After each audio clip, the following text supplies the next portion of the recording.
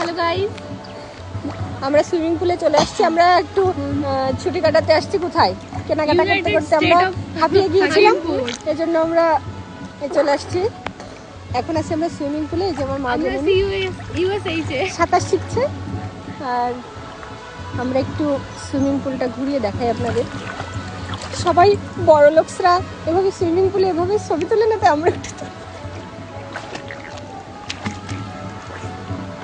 ওই হচ্ছে আমাদের তামিল নায়িকা।